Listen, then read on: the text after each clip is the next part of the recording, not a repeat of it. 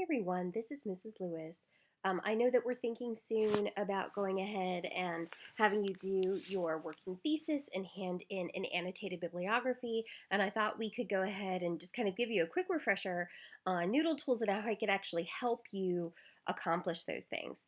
I've been using all along for all of these videos the example of Jane Addams and settlement houses in this time period, and so here's my Noodletools dashboard.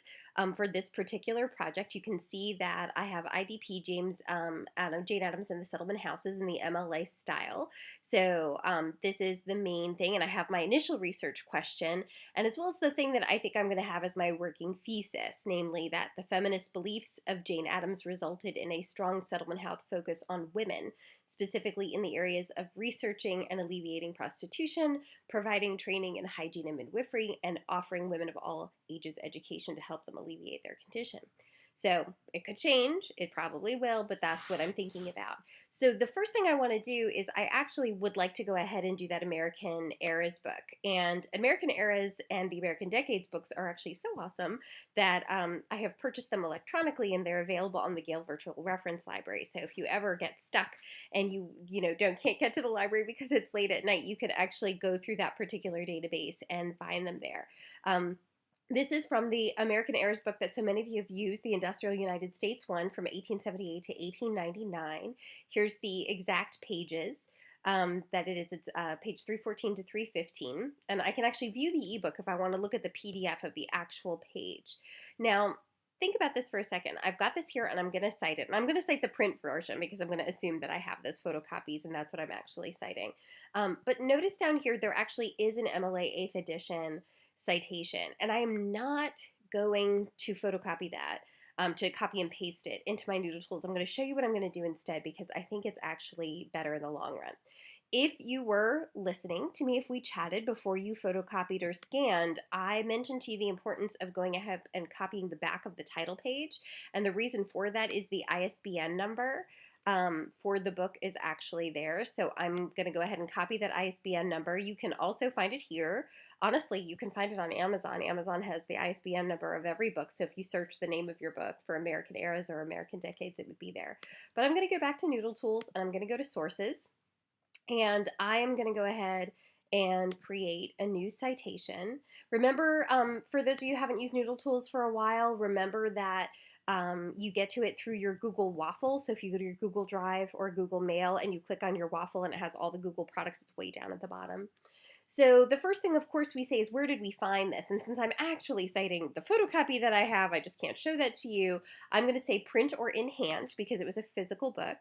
And we have some options. I could choose book. There's nothing wrong with that. Because it's more of a reference source, I'm actually going to choose that instead. So I've clicked on reference source, and now let's take a look at what actually goes ahead and comes up. This is what I'm citing. I'm actually citing an article or entry from a reference source. If I do the entire American Eras book, it's not that it's wrong, it's just less informative. And if I'm doing multiple entries from it, it's actually a more accurate depiction of my research to actually do each individual entry. And there's actually a very quick and easy way to do that I can show you. So notice I can absolutely fill out all of this. I can fill out the article entry, I can fill out the details for the reference source part, but the easier thing is for me to use that ISBN number that I did. So I'm going to go ahead and put that in there and hit search, and it says, oh, did you want this American Eras book? And I said, heck yeah, that's exactly what I want.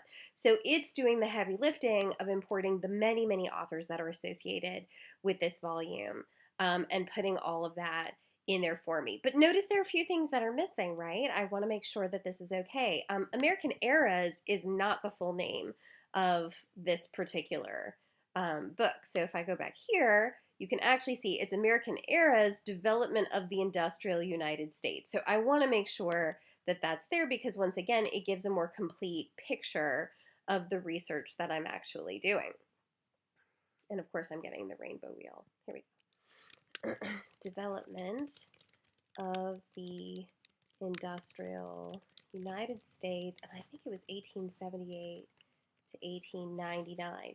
Note if you need coaching, the great thing about Noodletools is as you are in each individual area, it lets you know what are specifics with the citation style that you're using. Now, a lot of people have the urge to go ahead and say what volume number it is. That is actually more useful if you're dealing with a traditional encyclopedia that's consecutive, like it just keeps running alphabetically. Because these each have a very different time focus, don't really worry about that. If you want to put it in, my God, put it in. But you really don't have to go ahead and do that. It's more important to just have this.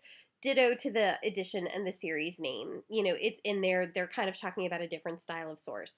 The thing that's actually useful is this part up here, the article entry title and the specific pages that are involved. One, because it gives a clear sense of what you were looking at, and two, because it also lets you know what the page numbers are for when you go to cite it. So with that in mind, if I go back to the original thing, I can see I'm 314 to 315, and it is the Settlement House movement that is the specific article title. So I'm actually going to put that in here, the Settlement House movement, and I'm going to say it's 314 to 315, right? And I'm going to go ahead and save it. Now notice I have save, and I have save and add annotation. I'm going to go ahead and click save and add annotation. There's a way of getting to the annotation, and I'm going to go show you how to go ahead and do that. But this is the option. It opens up this window. Now, we've attached a document from Ms. Doyle that's really terrific about telling you and giving you some examples about what an annotation is. Think of an annotation as the following. It's very, very simple. You are basically telling about a specific source, what's in it, why is it authoritative, and how are you going to use it. So for this one, I'm going to go ahead and say, the first question is, what is it? What's the scope of this particular source? This reference work has a variety of great information about settlement houses and the movement, as well as Jane Addams.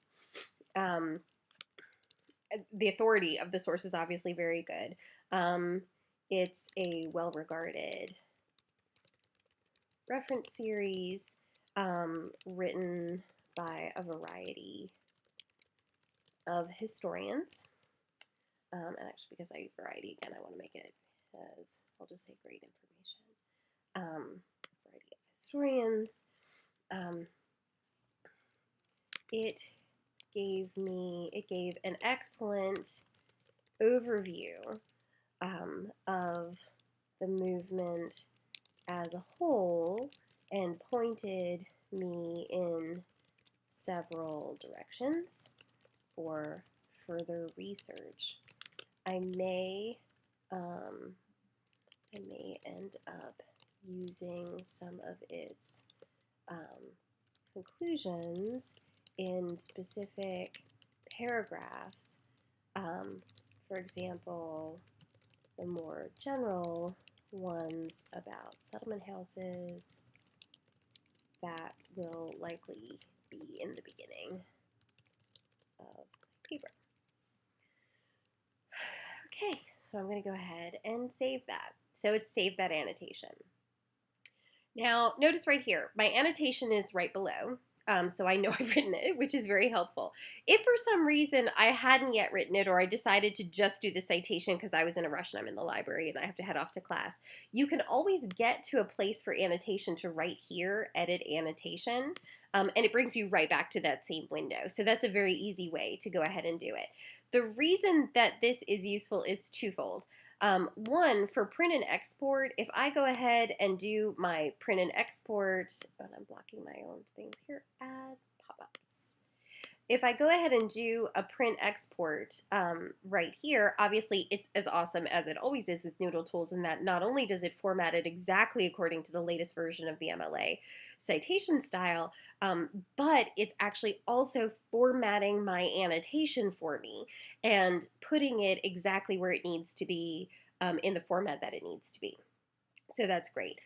Notice here it says works cited. You're actually doing works consulted because you're going to list every source that you've looked at up to this point. When you do your actual paper, works cited will be fine and you won't have to change anything, but you might want to actually change this to works consulted because you're giving an overall sense of what you've examined to get to your point. Notice also that, remember, I didn't copy and paste it. One, because this looks way better and it's more specific, but it's mainly because of this. By making sure you don't copy and paste whatever the database gives you when you have it, it allows you to go ahead and do an in-text reference. So when I do this, so what is supposed to be in my parentheses? I'm writing, writing, writing. I use some great, statistic from this particular thing. I'm like, okay, I need to go ahead and cite it. Do I do star Lebeau at all? Do I do this?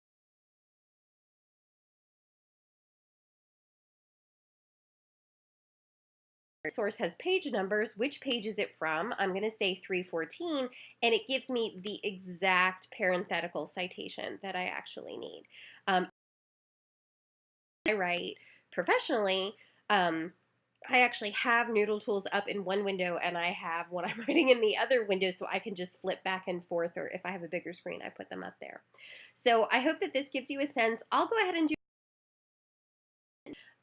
different citations that might be common that you guys are using because of the sources that you're finding. But I think this is a good start since so many of you went ahead and used these types of sources. And as always, if you have any questions, you know where to find me. Thanks so much.